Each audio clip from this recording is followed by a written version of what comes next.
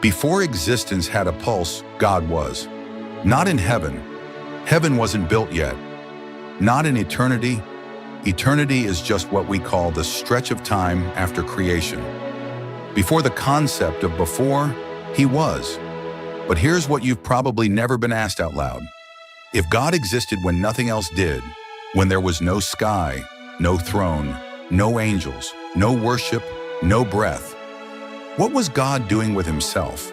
If there was no universe to rule, no humanity to love, no Satan to oppose, no choir to praise him, who was God to God? Does a being with no beginning ever feel the weight of endlessness? Does perfection ever ache for expression? Does love ever suffocate when it has no one to pour itself into? And the most dangerous question of all, did creation heal the silence or break it? If nothing existed but him, did he enjoy that stillness, or did it haunt even the infinite? What if the universe isn't just a creation, but a reaction? What if existence itself was the answer to a question only God ever heard? Because everyone asks who made the world, but almost no one asks, why did God shatter eternity with, "Let there be"? Before the cosmos appeared, reality lacked definition. There was no distance to cross, no wind to move, no dawn to anticipate. Awareness existed without horizon, thought without chronology, presence without form. There was only God, not surrounded by quiet, because quiet demands sound to contrast it, not surrounded by darkness, because darkness presupposes the possibility of light. He existed without edges, without framework, without reference point. You and I cannot imagine this state because even our imagination requires space to roam. Yet in that dimensionless presence, God remained fully conscious, entirely complete. But completion does not mean inactivity. Fullness does not negate depth. Being does not eliminate mystery. Without angels, without the roar of creation, without a single voice to answer him, God existed in total self-awareness. That self-awareness was not boredom, not frustration, not waiting. It was fullness without measurement, identity without audience. This is where the mind trembles. We have never known existence apart from boundary. He did. Not a throne above galaxies, not radiant armies waiting for command, not rivers of crystal, not gates of pearl, not choirs in endless crescendos. Heaven itself would later be constructed, a reality tailored for beings who would need place and structure. But before that, God existed without architectural detail, without cosmic scaffolding. Humans inherit language that drapes God in imagery. Regal courts, celestial cities, blinding brilliance. That is all symbolic accommodation. Creation language, human language. But God without universe is not merely brighter, grander, larger. He is different in kind. His reality did not stretch. Stretching is spatial. His consciousness did not pass. Passing is temporal. His essence did not expand. Expansion suggests improvement or growth. He was complete beyond category. And yet inside that immeasurable all-sufficiency, there existed thought. Not the linear kind we use, but pure knowing. There existed identity. Not identity defined by role, but identity defined by essence. Without creation, God was not maker. Without angels, God was not commander. Without humanity, God was not father. Those are relational titles, true but dependent on creatures. Before creatures, God was simply, eternally, perfectly himself. No rival, no equal, no counterpart, no memory, because memory belongs to time. No anticipation, because anticipation belongs to change. Reality was not empty. It was presence without shape, existence without measurement, divine being without narrative. What did that feel like? Not in human emotional terms, but in essence. No longing. Longing implies lack. No searching. Searching implies incompleteness. No emergence. Emergence implies becoming. He existed in total isness. This is where many minds recoil, not because the idea is frightening, but because it strips away every picture we cling to. You cannot draw it. You cannot stage it. You cannot visualize the uncontained. Try to imagine location with no geometry. You fail. Try to imagine time with no ticking. you fail. Try to imagine consciousness without language or neurons or sequence, you fail. And that failure is the point.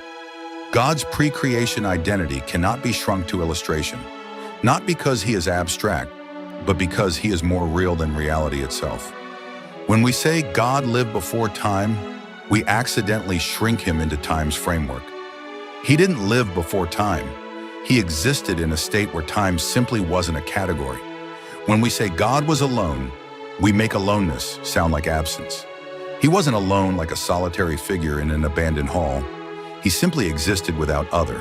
His completeness did not require companions, stages, witnesses, realms, cycles, seasons, sunrise, sunset, molecules, gravity, starlight, or speech. Creation was not a cure. Creation was not a remedy. Creation was not an answer to a need. Creation was decision, not reaction, not accident, not cosmic inevitability. Decision, a choice arising from fullness, not from longing. This is the first revelation. Existence began not because God lacked, but because God overflowed. Yet overflow is not compulsion.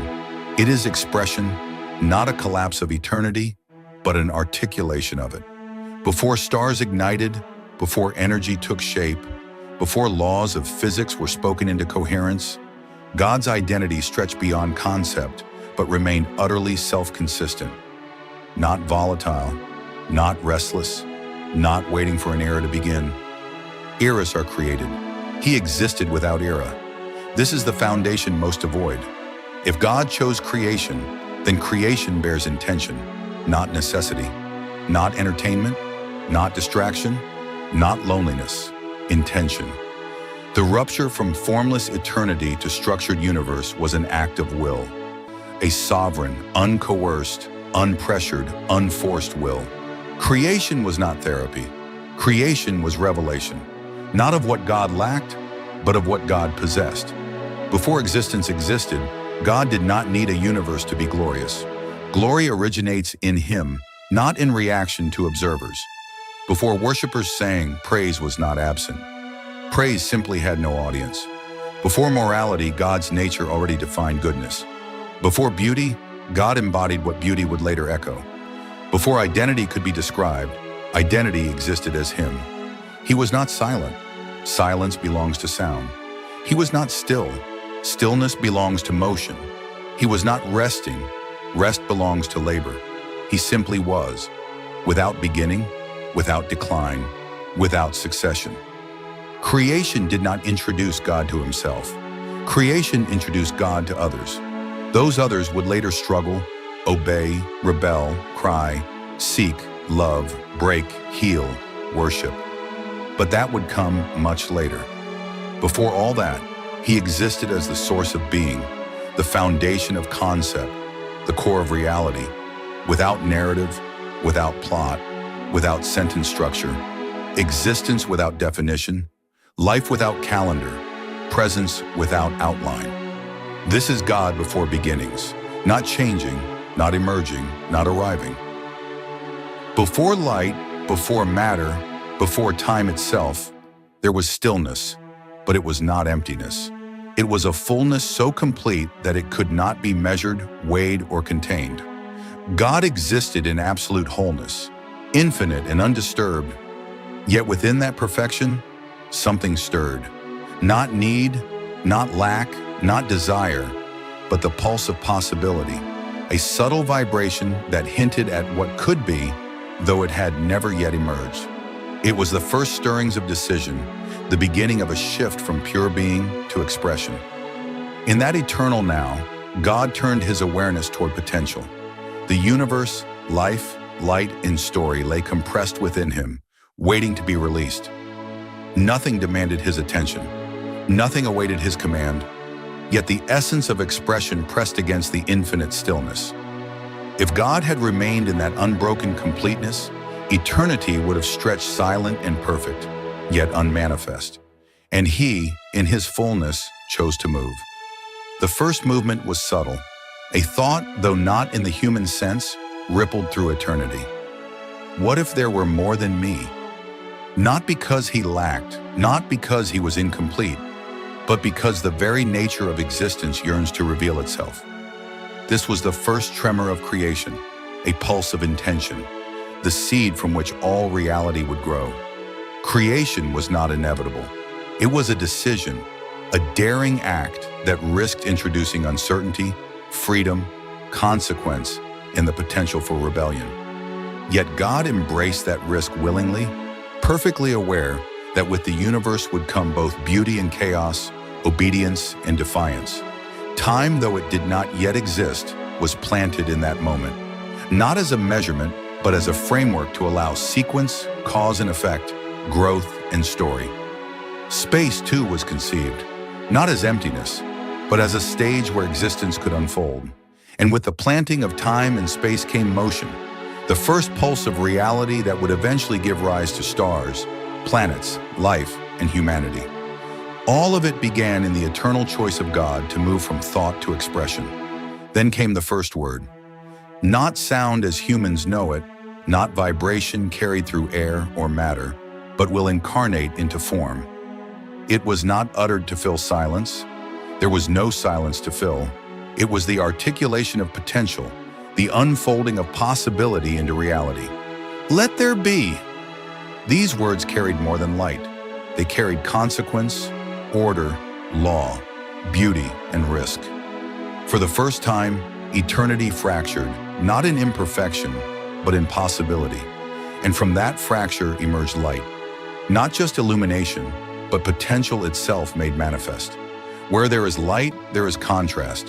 Where there is life, there is choice. Where there is order, there is the possibility of chaos. Creation was never guaranteed. It was deliberate, bold, and dangerous, because to create is to release what cannot be fully controlled. Potential contains freedom. Freedom contains choice. Choice contains rebellion.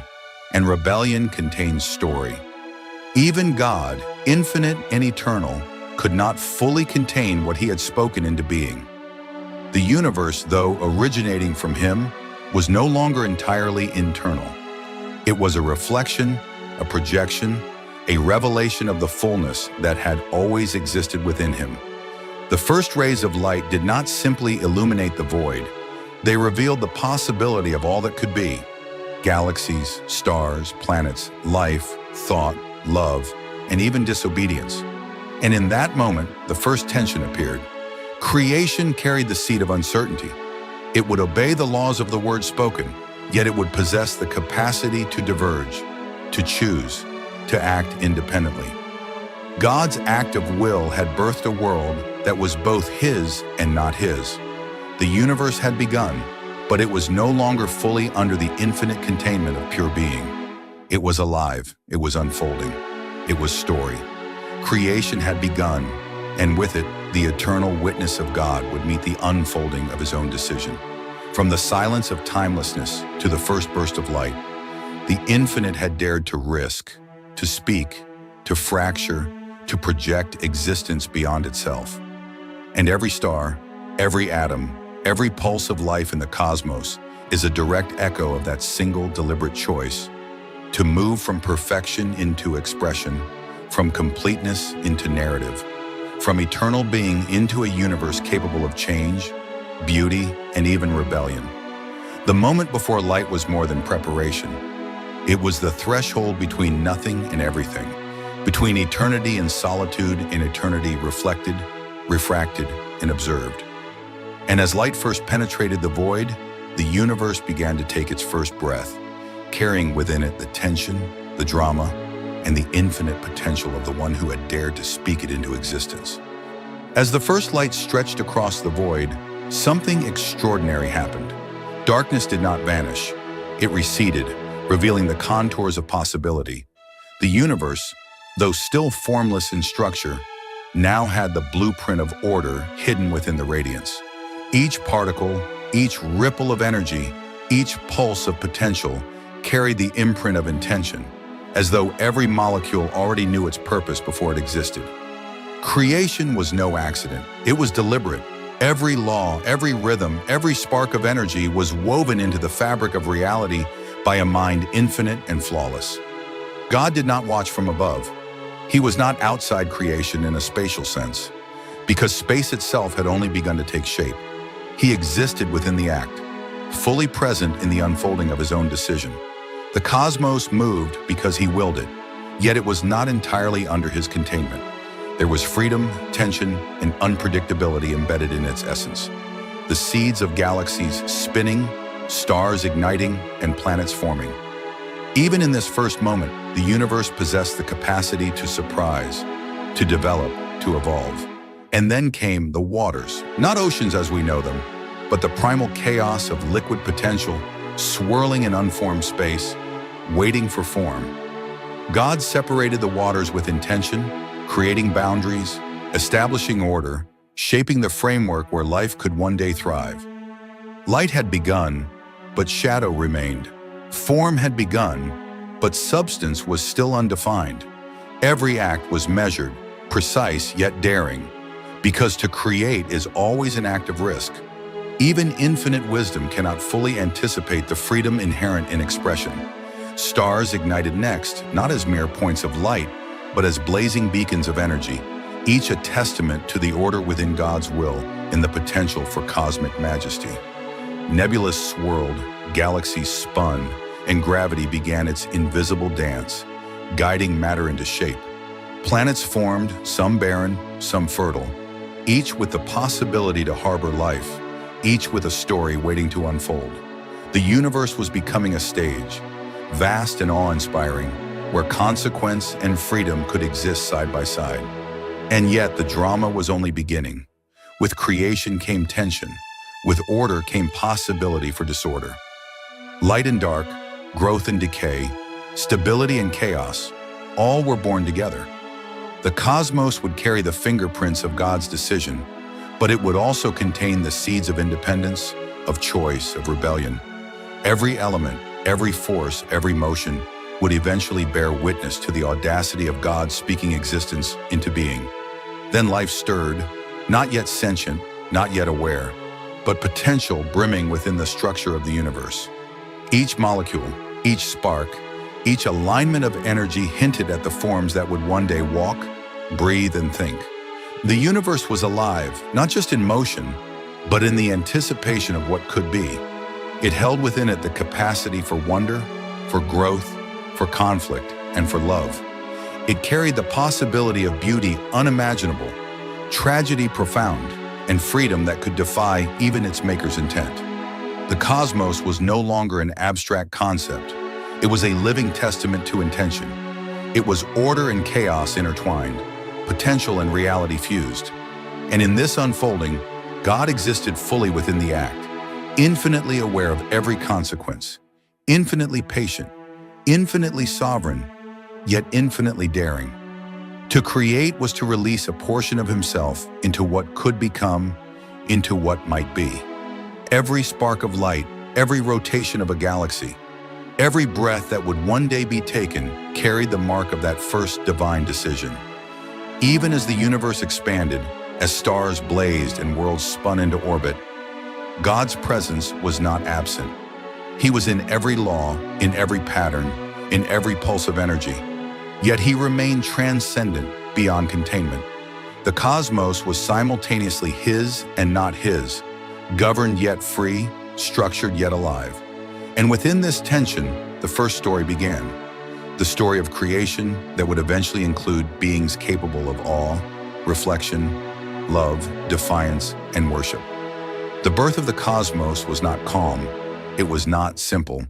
It was a dramatic unfolding of infinite intention into finite reality, a collision of perfection with potential, of eternity with possibility. And as the universe exhaled its first breaths of light, energy, and matter, it became clear that the act of creation was not merely about bringing something into existence. It was about revealing the heart of God, daring to project the infinite into the unknown, and setting the stage for everything that would ever live, think, or choose. And so the cosmos took shape, vast and uncontainable, beautiful and dangerous, ordered and unpredictable, carrying within it the echoes of the moment when God chose to speak reality into being.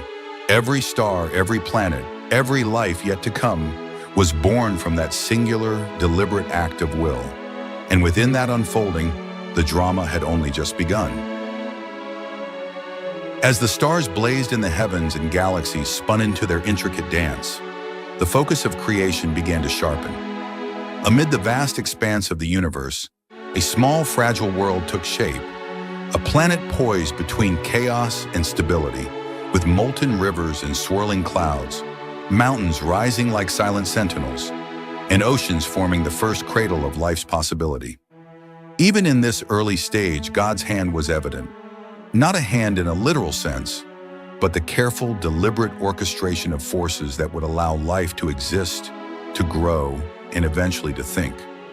Time now had a rhythm, and with rhythm came cycles. Night and day began their eternal rotation, the first heartbeat of the planet itself. The first sparks of life stirred in the waters, microscopic, invisible, yet teeming with potential. Every cell, every molecule, every force was aligned according to intention. Creation was no longer just possibility, it was beginning to live.